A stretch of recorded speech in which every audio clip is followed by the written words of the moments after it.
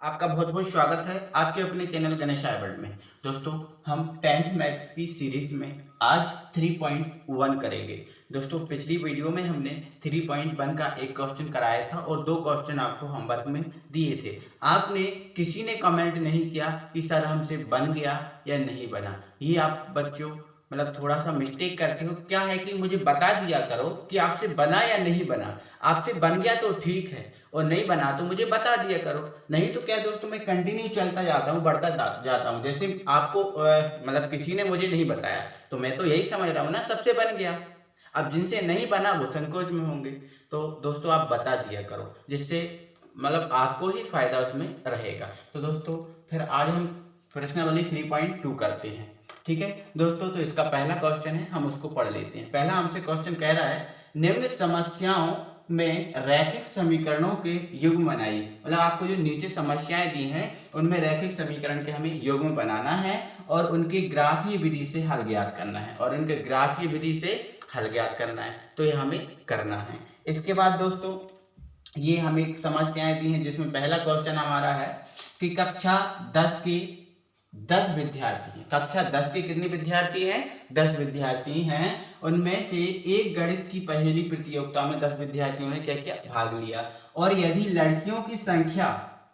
लड़कों की संख्या से 4 अधिक हो तो प्रतियोगिता में भाग लिए लड़के एवं लड़कियों की संख्या ज्ञात कीजिए।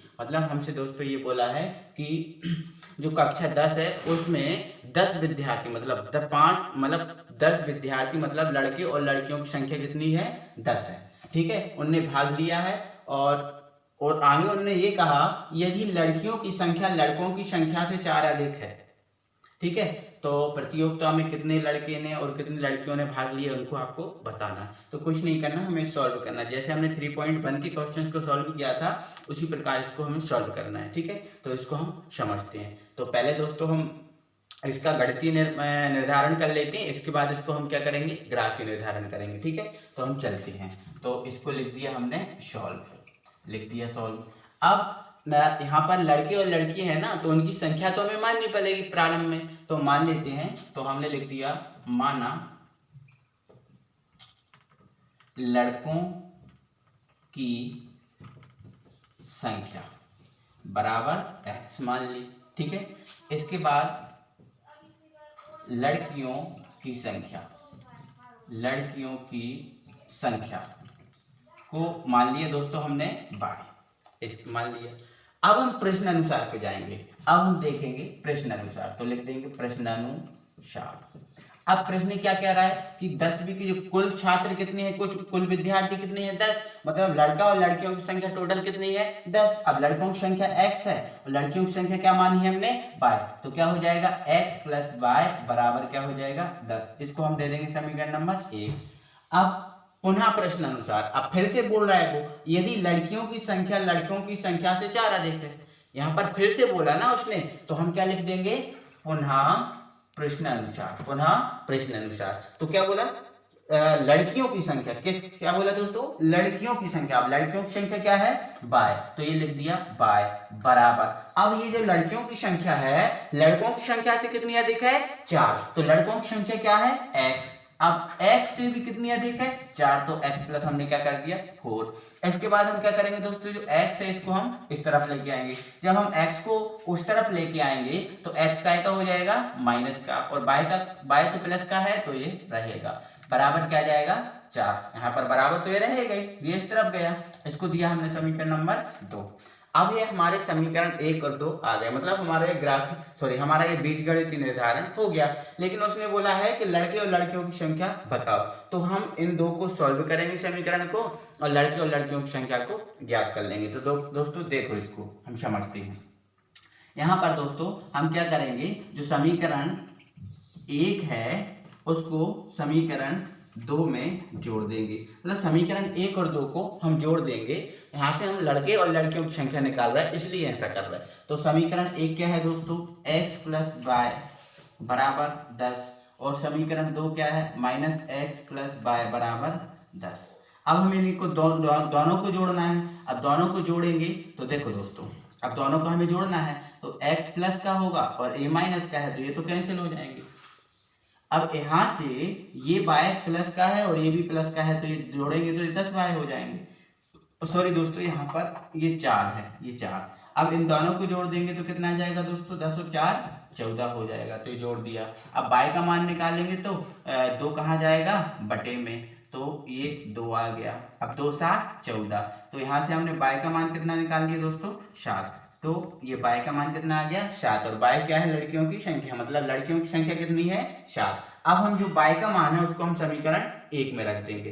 तो दोस्तों यहाँ अब दोस्तों हम क्या करेंगे, ये y का मान समीकरण 1 में रखेंगे, तो लिख देंगे हम y का मान समीकरण 1 में रखने पर। अब समीकरण 1 में रख देंगे तो समीकरण 1 को हम पहले उतार लेंगे, तो x प्लस y बराबर क्या है, 10। अब y का मान कितना है दोस्तों, 7, तो ये x प्लस 7 बराबर क्या आ गया, 10। अब 7 को इस तरफ 7 को इस तरफ लेके आएंगे तो ये क्या हो जाएगा, x बराबर 10 माइनस 7, मतलब 10 में से 7 को घटा देंगे तो क्या आ जाएगा दोस्तों, x बराबर 3। ये थोड़ा सा दोस्तों देखने में आपको प्रॉब्लम होगी, बट कोई दिक्कत नहीं, ठीक है दोस्तों। तो यहाँ से हमारा y बराबर कितना आ गया, 7, और x बराबर कितना आ गया दोस्तों, 3। मतलब दोस्तों यहाँ पर बात ये है कि जो लड़कियों की संख्या है वो 7 है और लड़कों की संख्या कितनी है, 3 है, तो टोटल कितना हो गया, 10। इस प्रकार से दोस्तों हमने लड़के और लड़कियों की संख्या को निकाल लिया।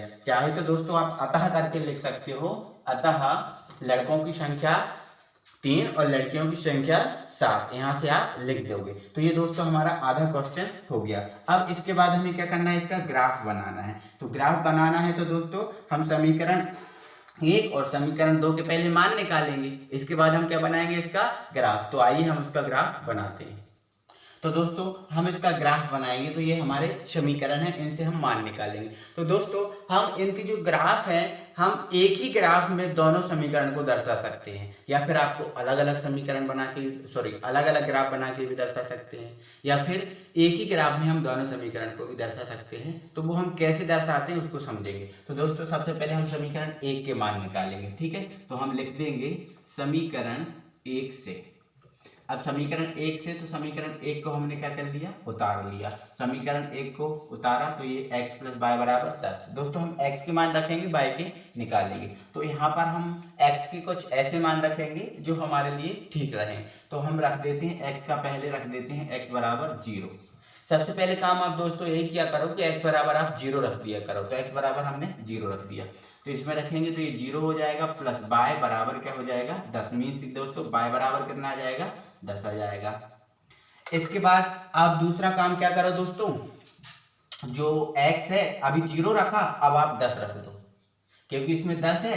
अब x बराबर 10 रखेंगे, इस तरफ आएगा तो क्या हो जाएगा, 10 10 कट जाएगा, 0 बचेगा, तो y बराबर कितना आ जाएगा, 0। तो आप क्या करो, x बराबर क्या रख दो, 10 रख दो। अब x बराबर 10 रखेंगे तो ये हो जाएगा 10, और ये y और बराबर क्या हो जाएगा, 10। तो यहाँ से ये 10 को इस तरफ ले जाएंगे तो 10 माइनस 10 बराबर क्या बचेगा, 0। तो y बराबर क्या आ जाएगा दोस्तों, 0। तो यहाँ से हमने 2 मान निकाल लिए। तो यहाँ से आप इसकी टेबल बना दो। तो ये हमने इसकी टेबल बना दी। यहाँ पर ये x है, यहाँ पर ये y। अब x बराबर हमने क्या रखा, 0 रखा, तो y कितना आया, 10 आया। अब हमने क्या x बराबर 10 रखा, तो y कितना आ गया, 0 आ गया। तो ये 2 मान हो गए। इसके बाद हम क्या कर लेंगे, समीकरण 2 के लिए निकाल लेंगे। तो यहाँ पर हम समीकरण 2 का बना दे रहे हैं, तो यहाँ लिख दिया समीकरण 2 से।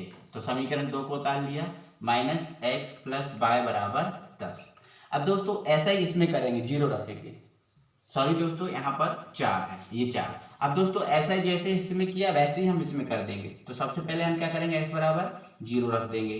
तो x बराबर हम 0 रखेंगे तो ये तो 0 हो जाएगा। अब यहाँ पर ये y बराबर क्या हो जाएगा, 4। तो y बराबर कितना हो गया, 4, एक मान हो गया। अब दूसरा क्या करें दोस्तों, ऐसा जैसे हमने इसमें किया था वैसा आप कर सकते हो। जैसे आप x बराबर आप क्या रख दो, -4 रख दो, या फिर 4 ही रख सकते हो, कोई दिक्कत नहीं है। जो आपको रखना है वो रख सकते हो। देखो दो, अगर हम यहाँ से -4 रखेंगे दोस्तों तो -4 और -4 हो जाएगा प्लस का 4। अब इस तरफ आएगा तो -4, तो ये 0 हो जाएगा। तो आप ऐसा भी कर सकते हो, नहीं तो आप कोई दूसरा तरीका देख सकते हो, आप प्लस का 4 भी रख सकते हो। तो कोई दिक्कत नहीं, जैसा आपको करना वैसा करो। प्लस का 4 रख दूँ क्या, बिल्कुल रख देता हूँ। चलो x बराबर x बराबर रख दिया मैंने प्लस का 4। अब प्लस का 4 रख दिया दोस्तों, तो यहाँ पर रखूंगा तो ये माइनस का 4 हो जाएगा। अब माइनस का 4 हो जाएगा और ये प्लस का y बराबर 4। अब ये इस तरफ आएगा तो क्या हो जाएगा, प्लस का, सॉरी ये 4 तो है, ये प्लस का हो जाएगा, तो y बराबर कितना आ जाएगा दोस्तों, 8। तो ये y बराबर क्या आ गया, 8। तो दोस्तों ये समीकरण 1 की टेबल बना दी हमने, और ये हम समीकरण 2 की टेबल बना दे रहे हैं, ये वाली। तो यहाँ पर दोस्तों ये x का मान और ये y का मान। x मान दोस्तों हमने 0 रखा था, तो कितना आया था, 4 आया था। अब हमने क्या रखा, 4 रख दिया, तो क्या आ गया, 8 आ गया। तो ये हमने बना दिया। तो ये दोस्तों हमारे ग्राफ की टेबल बन गई। अब हमें क्या करना है, इसका ग्राफ बनाना है, तो हम इसका ग्राफ बनाते हैं। तो ये हमने ग्राफ बनाया, इसमें दोस्तों हमने 2-2 का डिफरेंस ले लिया। आप 2-2 का डिफरेंस नहीं, आप 1-1 का भी ले सकते हो। तो आप 1-1 का लोगे तो थोड़ा सा बड़े बनेगा ग्राफ। तो दोस्तों यहाँ पर जगह कम थी, इसलिए मैंने 2-2 का ले लिया। तो आप 2-2 का, 1-1 का, आप जितने का ले सकते हो उतने का लो, कोई दिक्कत नहीं है। तो दोस्तों ये हमने ग्राफ बनाया, ये हमारा प्लस x, ये माइनस x, ये हमारा प्लस y है, और यहाँ पर हमारा माइनस y। यहाँ पर दोस्तों हमें पता ही है ये 0 होता ही होता है। ठीक है दोस्तों, तो ये हमने देखा। अब हम दोस्तों समीकरण 1 के ग्राफ की बात करेंगे पहले। तो देख रहे हैं हम दोस्तों समीकरण 1 में x बराबर 0 है, तो y बराबर कितना है, 10। अब दोस्तों x बराबर 0 यहाँ पर होगा, अब y बराबर 10 कहाँ पर है, यहाँ पर। तो ये y बराबर क्या हो गया, 10 हो गया। तो दोस्तों हम क्या करेंगे, यहाँ पर हमारा एक बिंदु मिल गया, जो क्या होगा, 0 और 10। इसके बाद दोस्तों हम दूसरा बिंदु देखेंगे। अब देख रहे हैं दोस्तों x बराबर कितना है, 10, तो y बराबर कितना है, 0। अब x बराबर 10, अब x बराबर 10 ये है। अब y बराबर 0 कहाँ, यही होगा। तो दोस्तों हमारा x बराबर 10 और y बराबर 0, हमारा ये बिंदु होगा, क्या होगा, ये। तो क्या होगा दोस्तों, हमारा ये 10 और ये 0, ये हमारा दूसरा बिंदु हो गया। हमने 2 ही बिंदु लिए थे, तो ये हमने बना लिया। अब दोस्तों हमारा समीकरण 1 के दोनों बिंदु मिल गए। अब हम क्या करेंगे, इन दोनों बिंदुओं को आपस में मिला देंगे। तो ये दोस्तों हमने दोनों बिंदुओं को आपस में मिला दिया। अब दोनों बिंदुओं को आपस में मिला दिया, तो ये हमारे समीकरण 1 का ग्राफ बन गया। इसके बाद दोस्तों हमें अगर इसी ग्राफ में समीकरण 2 का भी ग्राफ बनाना है, तो हमें उसके लिए क्या करना होगा, इसके जो बिंदु हैं वो हम पहले इसमें ढूंढेंगे। तो दोस्तों यहाँ पर क्या है, x बराबर 0, तो y बराबर 4 है। अब x बराबर 0 ये है और y बराबर दोस्तों 4 ये है, तो ये हमारा एक पॉइंट मिल गया, मतलब ये 0 और ये 4। अब दूसरा पॉइंट हमारा ये है कि x बराबर 4 है तो y बराबर 8 है, तो x बराबर 4 ये है।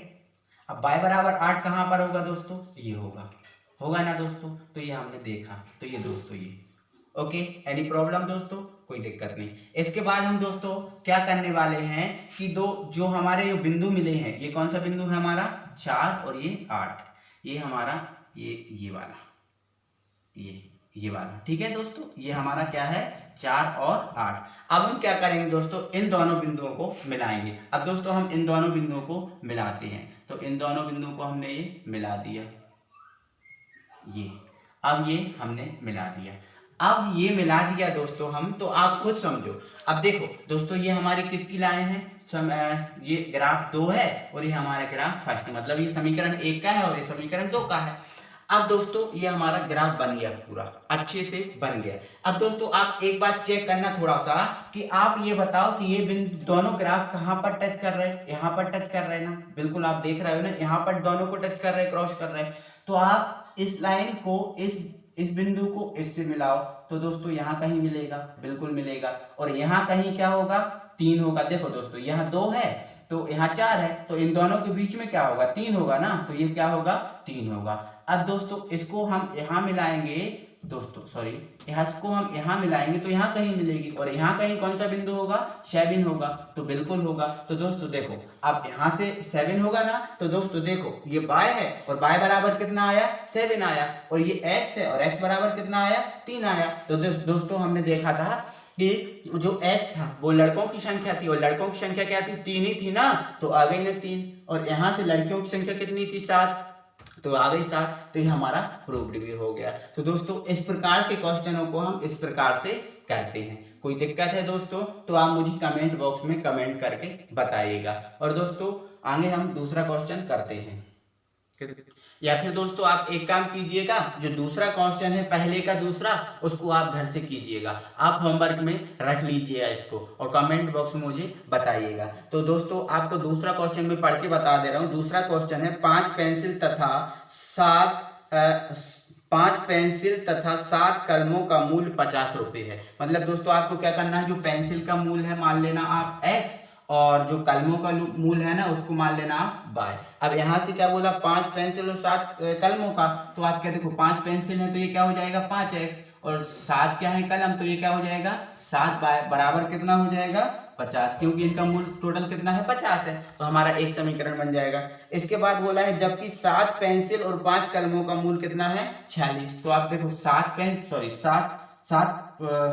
पेंसिल है तो आप क्या कर लोगे दोस्तों, यहाँ पे 7x प्लस अब कलम कितनी है 5, तो ये 5y बराबर क्या हो जाएगा 46। तो ये हमारा समीकरण 1 हो जाएगा दोस्तों, ये हमारा हो जाएगा समीकरण 2। अब क्या करोगे दोस्तों, आप ऐसा कर देना, समीकरण 1 को समीकरण 2 से जोड़ देना, जैसे हमने इसमें किया था, दोनों को जोड़ देना, या फिर आप घटा के भी कर सकते हो। तो यहाँ से इसको सॉल्व करोगे तो x और y के मान निकल जाएंगे, जो x y के मान होंगे वो पेंसिल और कलम का मूल आ जाएगा। अब क्या करोगे, इसके बाद दोस्तों समीकरण 1 के लिए 2 मान रख दोगे, ग्राफ बना लोगे, फिर समीकरण 2 के लिए मान रख दोगे, ग्राफ बना लोगे। तो दोस्तों आप अपने हिसाब से छोटे छोटे मान रख के भी निकाल सकते हो, इससे कोई दिक्कत नहीं है कि आप बड़े बड़े मान ही रखो, आप छोटे छोटे मान रखो, और दोस्तों जो आपको सुइटेबल रखे वो मान आप रखना। इसके बाद दोस्तों अगले वीडियो में हम फिर मिलेंगे, तब तक के लिए थैंक यू वेरी मच।